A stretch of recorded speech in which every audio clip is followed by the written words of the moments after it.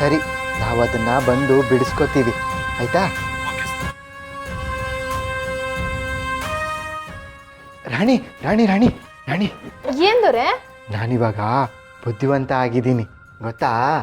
ಅಮ್ಮ ಹೇಳ್ತಾ ಇದ್ರು ಮನು ಇವಾಗ ಬುದ್ಧಿವಂತ ಆಗಿದ್ದಾನೆ ಅಂತ. ಅದು ಇವಾಗ ನಿಜ, ನನಗೆ ಎಲ್ಲಾನು ಗೊತ್ತಾಗುತ್ತೆ. ಇವಾಗ ಏನು ಗೊತ್ತಾಗೈತೆ ಅಂತ ಇಷ್ಟು ಖುಷಿ ನನ್ನ ದೊರೆಗೆ? ನನಗೆ ಒಂದು ಸ್ವಲ್ಪ ದುಡ್ಡು ಬೇಕು. ಫೋನ್ ಬಂದಿತ್ತು, ಯಾವುದೋ ಪಾರ್ಸಲ್ ಬಂದಿದೆಯಂತೆ, ಅದಕ್ಕೆ ದುಡ್ಡು ಕೊಟ್ಟು ಇಸ್ಕೋಬೇಕಂತೆ. ದುಡ್ಡು ಕೊಟ್ಟರೆ ಇವತ್ತೇ ಸಿಗುತ್ತಂತೆ, ಇಲ್ಲ ಅಂದರೆ ಹೋಗ್ಬಿಡುತ್ತಂತೆ. ಯಾರೋ ದೊಡ್ಡದಾಗಿ ಗಿಫ್ಟ್ ಕೊಟ್ಟಿರಬೇಕು. ಬಾ ನಾವು ಹೋಗಿ ಇಸ್ಕೊಂಬರೋಣ ಬಾ. ಅಯ್ಯೋ ಮಕ್ಕಳವ್ವ, ಈ ಗತಿ ಇವ್ರಿಗೂ ಬಂದ್ಬಿಡ್ತಾ? ಯಾಕೆ ಹಿಂಗೆ ಹೇಳ್ತಾ ಇದೆಯಾ? ಏನಾಯಿತು? ಅಯ್ಯೋ ದೊರೆ, ಆ ಮಾತನ್ನೆಲ್ಲ ನಂಬಾರ್ದು, ಅವ್ರು ನಂಬಾರ್ದು. ಅವರೆಲ್ಲ ನಮಗೆ ಮೋಸ ಮಾಡ್ತಿರ್ತಾರೆ, ಮೋಸ. ಅದೆಲ್ಲಿಂದನೋ ವಸ್ತು ಬಂದೈತೆ, ಅದಕ್ಕೆ ಪೂರ್ತಿ ದುಡ್ಡು ಕೊಡಬೇಡಿ, ಅದೆಂಥದ್ದು ಟ್ಯಾಕ್ಸೋ ಪಾಕ್ಸೋ ಅಂತ ಹೇಳಿ ನಮ್ಮಿಂದ ಪೂರ್ತಿ ದುಡ್ಡು ತಗೊಬಿಡ್ತಾರೆ. ಆಮ್ಯಾಗ ನಮಗೆ ಗೊತ್ತಾಯ್ತದೆ ಅವ್ರು ನಮ್ಮ ಕೈಗೆ ಚೊಂಬ್ ಕೊಟ್ಟವ್ರೆ, ನಮಗೆ ಮೋಸ ಮಾಡೋರೆ ಅಂತವ. ಓ, ಹಾಗಿದ್ರೆ ನಾವು ಇವಾಗ ಮೋಸ ಹೋಗ್ಬಿಡ್ತಾ ಇದ್ವಲ್ಲ. ಇನ್ನು ಮುಂದೆ ಈ ಥರ ಆಗದೆ ಇರೋ ಥರ ನೋಡ್ಕೋತೀನಿ. ನಾನು ನಿಜವಾದ ಬುದ್ಧಿವಂತ ಆಗ್ತೀನಿ, ಸರಿನಾ?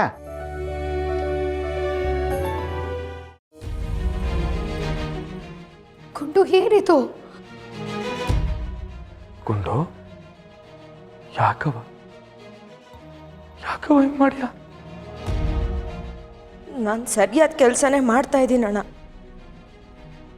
ತಾಯಿ, ನೀನು ಏನು ಮಾಡ್ತಾ ಇದ್ದೀಯ ಅಂತ ನಿನಗೆ ಅರಿವಾದರೂ ಇದೆಯಾ? ಇರೋದಕ್ಕೆ ಮಾವ ಈ ನಿರ್ಧಾರ ತಗೊಂಡ್ರದು.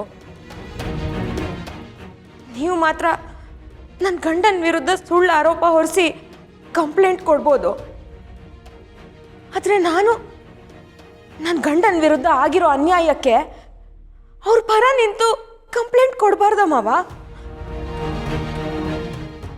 ಇದು ಯಾವ ನ್ಯಾಯ ಹೇಳಿ?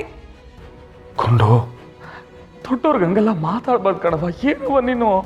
ದೊಡ್ಡವರು ನನ್ನ ಗಂಡನ ಜೈಲಿಗೆ ಹಾಕಿಸ್ಬೋದು, ಆದರೆ ನಾನು ನ್ಯಾಯ ಕೇಳೋದು ತಪ್ಪ? ಹೇಳೋಣ. ಅಯ್ಯೋ ಅಂಕಲ್, ಕಡ್ಡಿನ ಗುಡ್ಡ ಮಾಡ್ತಿದ್ದೀವಿ ಅನ್ನಿಸ್ತಿದೆ. ಪ್ಲೀಸ್ ಅಂಕಲ್, ಇದನ್ನೆಲ್ಲ ಇಲ್ಲಿಗೆ ಬಿಟ್ಬಿಡಿ ಪ್ಲೀಸ್. ಈಗ ನನ್ನ ಮಗನ ಬಿಡಿಸ್ತಿರೋ ಇಲ್ವೋ? ಅತ್ತೆ, ನೀವೇನು ಯೋಚನೆ ಮಾಡಬೇಡಿ, ನಾನಿದ್ದೀನಿ. ಸರ್, ಇವಾಗ ನಮ್ಮ ಮಾವ ಕೊಟ್ಟಿರೋ ಕಂಪ್ಲೇಂಟ್ನ ಹರಿದು ಹಾಕಿ, ಇಲ್ಲ ಅಂತಂದರೆ ನಾನು ಕೊಡೋ ಕಂಪ್ಲೇಂಟ್ನ ತಗೊಳ್ಳಿ. ನಿರ್ಧಾರ ನಿಮ್ಮದು. ಮಾದಪ್ಪಣ, ನಮ್ಮ ಗುಂಡುನೇ ಹೇಳ್ತಾವಳಲ್ಲ ಏನೂ ಆಗಿಲ್ಲ ಅಂತ. ಸೀನಾನು ಗುಂಡುನುವೆ ಸಂದಾಗೆ ಅವ್ರಂತಲ್ಲ.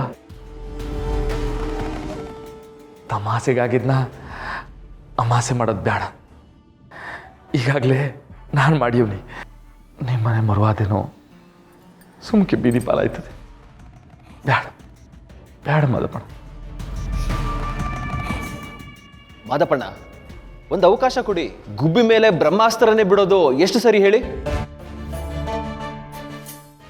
ಬೇಡ ಅಂಕಲ್, ಬೇಡ. ನೀವು ತುಂಬ ಯೋಚನೆ ಮಾಡಬೇಡಿ. ಅದೇನೇ ಇದ್ದರೂ ಆಮೇಲೆ ನಾವೆಲ್ಲರೂ ಕೂತ್ಕೊಂಡು ಬಗೆಹರಿಸ್ಕೊಳ್ಳೋಣ. ಈಗ ಮೊದಲು ಕಂಪ್ಲೇಂಟ್ನ ವಾಪಸ್ ತಗೊಳ್ಳಿ ಅಂಕಲ್.